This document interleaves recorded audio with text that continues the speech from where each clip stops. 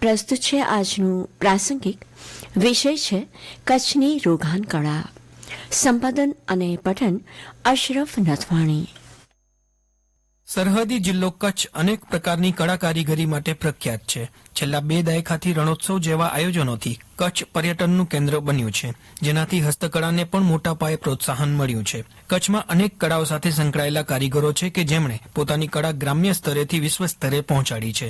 આવી જ એક 400 વર્ષ જૂની કળા કચ્છ રોગાન આર્ટ છે, જેને હાલમાં જ ભારત સરકારના વસ્ત્ર મંત્રાલયે જીઆઈ ટેગ આપ્યું છે. કચ્છ રોગાન ક્રાફ્ટ, જેને રોગાન પેઇન્ટિંગ તરીકે પણ ઓળખવામાં આવે છે, તે એક અનન્ય અને સુંદર કળા સ્વરૂપ છે. તેમાં કાપડ ઉપર કોઈપણ પ્રકારની ડિઝાઇન દોર્યા વગર વિશિષ્ટ પેઇન્ટિંગ ટેકનિકનો ઉપયોગ કરીને કુદરતી રંગોથી જટિલ ડિઝાઇનો અને પેટર્ન્સ બનાવવામાં આવે છે.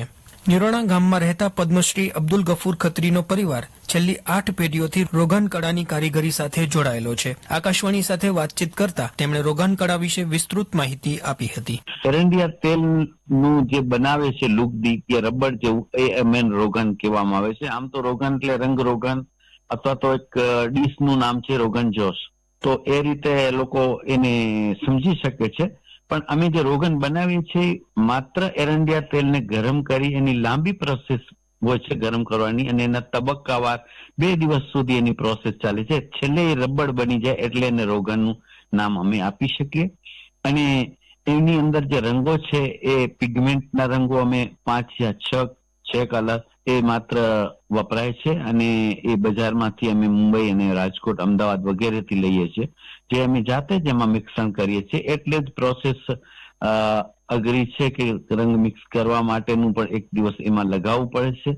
એ કળાની વિશેષતા એ છે કે કોઈ પણ ડ્રોઈંગ વગર સીધું કાપડ ઉપર એને એક માત્ર 5 યા 6 ઇંચના કલમ યાની કે રોડ વડે તાંતણો બનાવી અને એની ઉપર સીધું પાથરવામાં આવે છે. અને જે ડિઝાઇન છે એ જે કામ કરનારો હોય વ્યક્તિ, એના મગજમાં ચાલતું હોય, એનું કોમ્બિનેશન શું હશે, એનું શેપ શું હશે, અને ડાબા હાથની આંગળી એ નીચે ફરતી હોય અને એના ઉપર કાપડની ઉપર એ તાર ફરતું હોય, એટલે જોવા વાળા ખરેખર જુએ ત્યારે ચકિત રહી જતા હોય કે આ શું છે, બહુ અદભુત છે વગેરે એવા એમના ફીડબેક આવે.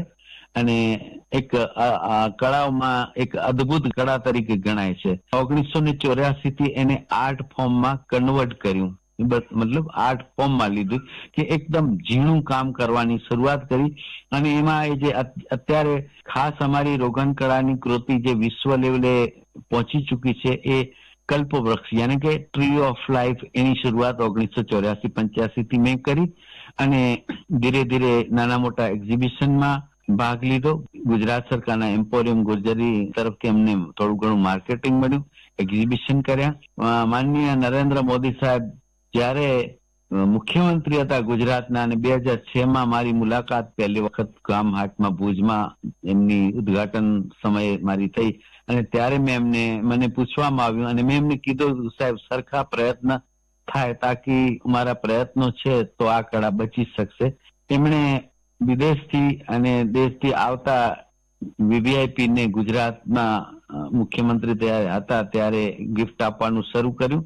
પ્રધાનમંત્રી બન્યા અને પહેલી વખત અમેરિકા જવાના હતા ત્યારે પણ ત્યાંથી ખાસ યાદ કરીને મારા ટ્રી ઓફ લાઈફના ખાસ 2 પીસ એમને અર્જન્ટ મંગાવ્યા. અને ત્યાં પૂર્વ રાષ્ટ્રપતિ બરાક ઓબામા અને વ્હાઇટ હાઉસમાં એમણે મારી કળાને પહોંચાવી. તો હું ખરેખર આ માધ્યમથી માનનીય નરેન્દ્ર મોદી સાહેબ પ્રધાનમંત્રી શ્રીનું આભારી છું. મને રાષ્ટ્રીય એવોર્ડ 1997નું મળ્યું છે. એવી રીતે અમારા 3 બીજા પણ મેમ્બર છે જે રાષ્ટ્રીય પુરસ્કાર વિજેતા છે. અમારા પરિવારમાં 7 થી 8 રાજ્ય પુરસ્કાર છે, 3 આંતરરાષ્ટ્રીય એવોર્ડ ગયા વર્ષ સુધી છે. અત્યારે હુન્નરનું ગ્લોબલ એક્સલન્સ એવોર્ડ એ પણ ઇન્ટરનેશનલ હાલમાં જ લગભગ 14મી તારીખે મુંબઈમાં ફંક્શન હતું, એ પણ મળ્યું છે. અને કચ્છમાં હસ્તકળા ક્ષેત્રે 2019નો મને પદ્મશ્રી પણ ભારત સરકાર દ્વારા પ્રાપ્ત થયું છે. માટે હું સરકારશ્રીનો ખૂબ ખૂબ આભાર માનું છું. હમણાં જ આપ સાંભળી રહ્યા હતા આજનું પ્રાસંગિક કચ્છની રોગાન કળા. સંપાદન અને પઠન અશરફ નથવાણી.